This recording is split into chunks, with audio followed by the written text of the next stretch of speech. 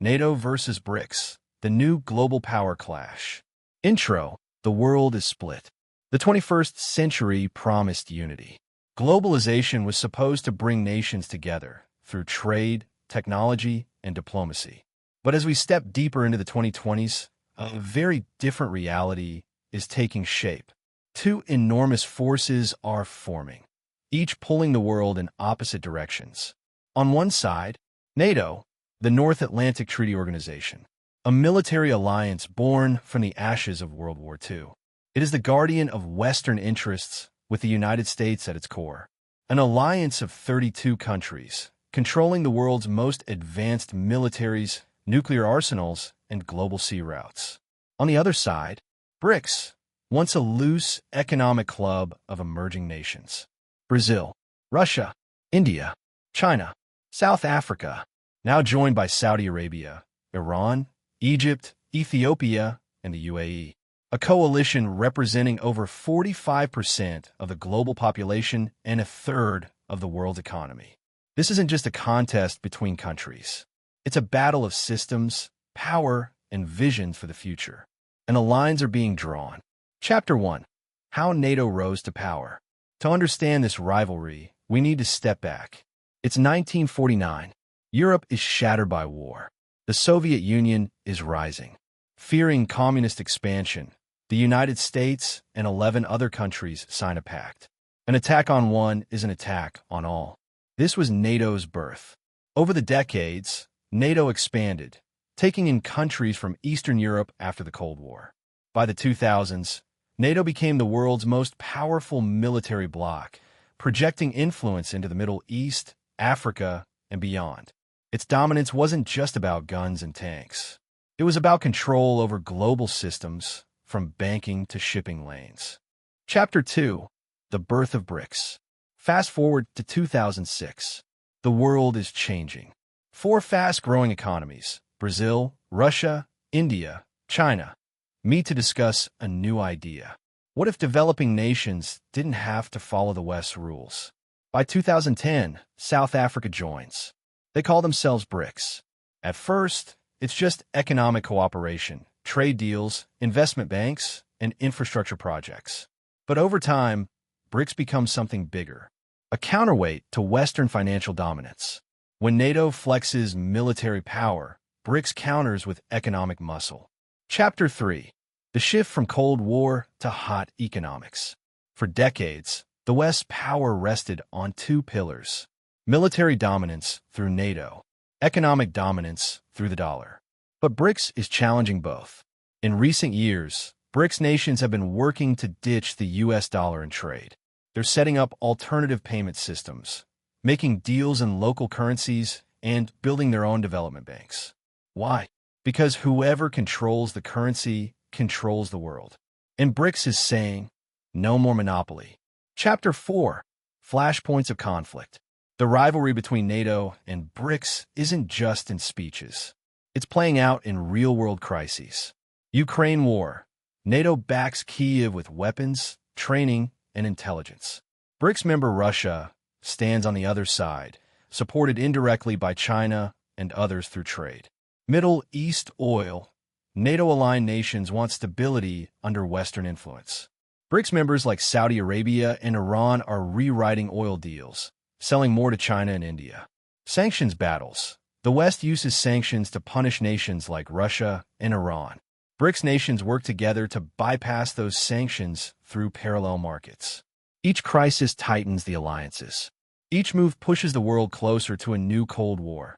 But this time, it's global. Chapter 8. NATO strategic advantages. NATO's greatest strength is its military coordination.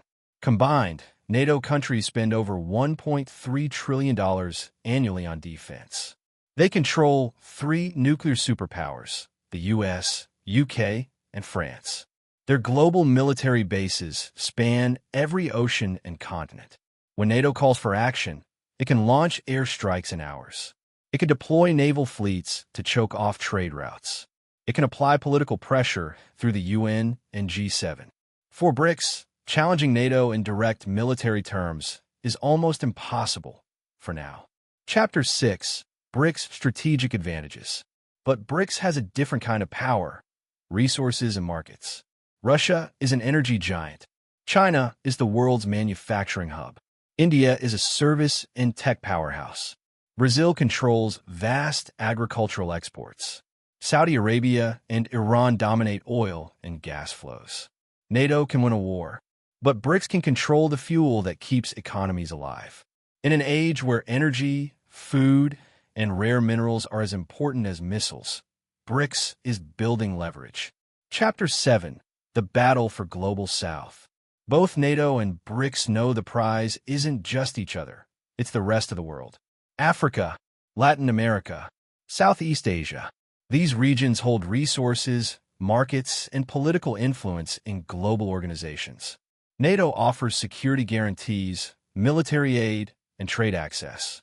BRICS offers infrastructure projects, cheap loans, and independence from Western conditions. For many countries, it's not about ideology, it's about survival. And that's where the real contest is unfolding. Chapter 8. Economic Warfare. Economic warfare is now front and center. NATO-aligned economies use sanctions, banking restrictions, and trade agreements to keep rivals in check. BRICS responds with currency swaps, barter trade, and the new development bank. Recent moves.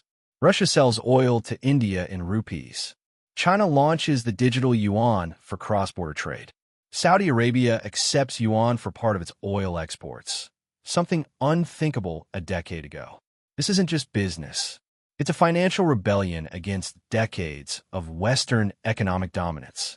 Chapter 9. The Information War. Both alliances understand the power of narrative. NATO controls much of the global media landscape through Western news agencies. BRICS counters with its own platforms, Russia's RT, China's CGTN, and a flood of social media influencers pushing alternative perspectives. The battle for public opinion is as fierce as the battle for territory. In today's world, perception is power. Chapter 10. Military Drills and Signals. In the last 2 years, NATO has conducted its largest military exercises since the Cold War. Tens of thousands of troops practicing war in Eastern Europe.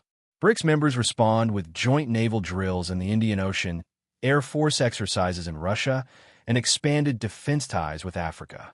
Every drill sends a message. We are ready. Chapter 11. Possible future scenarios. Cold Peace. NATO and BRICS continue to compete without direct conflict, focusing on winning allies through trade and diplomacy. Proxy wars. Clashes erupt in third countries where both sides back opposing forces, similar to Syria or Ukraine. Economic bloc split. Global trade splits into two systems. One NATO-aligned, one BRICS-aligned. Direct confrontation. The nightmare scenario. A direct military clash between the two blocs. Chapter 12.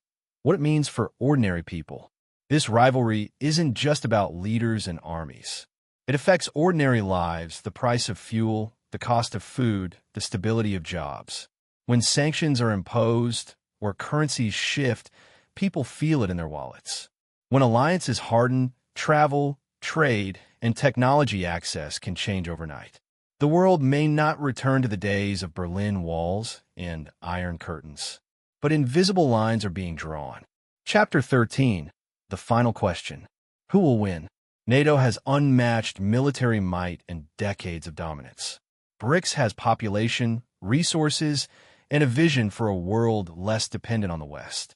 In truth, the answer might not be victory for one side. It might be a permanent state of rivalry.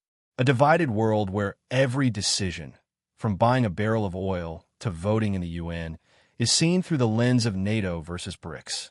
Closing statement. The clash between NATO and BRICS is not a passing trend. It's the defining struggle of our era. A fight over power, influence, and the right to shape the 21st century. And as history shows, when giants collide, the world shakes.